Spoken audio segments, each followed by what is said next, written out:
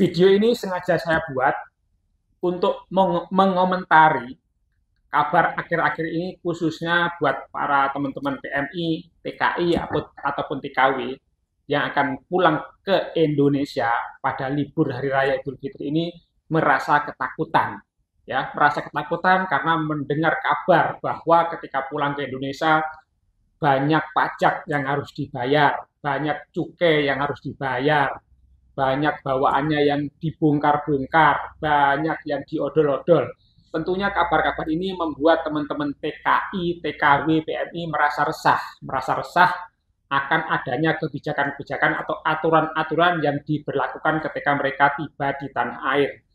Mereka pergi ke luar negeri, mereka kerja di luar negeri karena memang tidak bisa bekerja di Indonesia, tidak mendapatkan pekerjaan yang layak di Indonesia.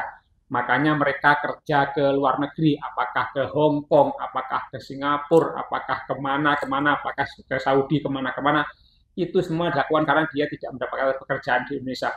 Bahkan sudah bertahun-tahun tidak bisa pulang untuk nabung agar bisa membawa sedikit barang-barang yang dibawa ke Indonesia untuk diberikan kepada keluarganya, apakah diberikan kepada istrinya, apakah diberikan kepada suaminya, apakah diberikan kepada anaknya.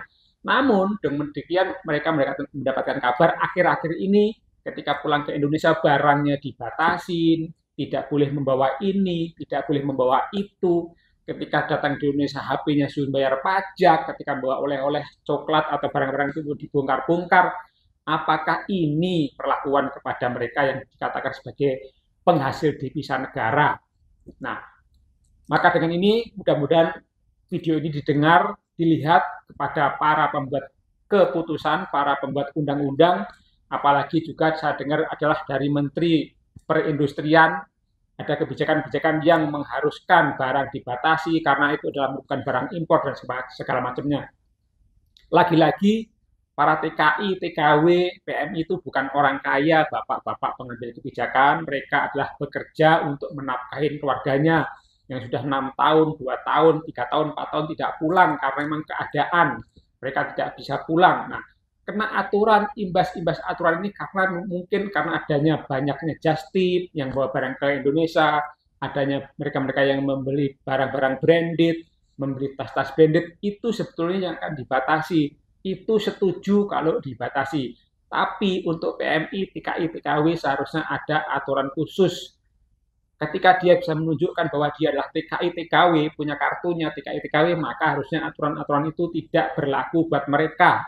Jadi kalau memang mereka jalan-jalan, pelesiran, terus pulang membawa barang-barang branded, membawa oleh-oleh, itu ya setuju-setuju saja dikenakan pajak. Dikenakan pajak lebih, ya, dikenakan pajak lebih daripada mereka tidak disamakan dengan TKI, TKW maupun PMI.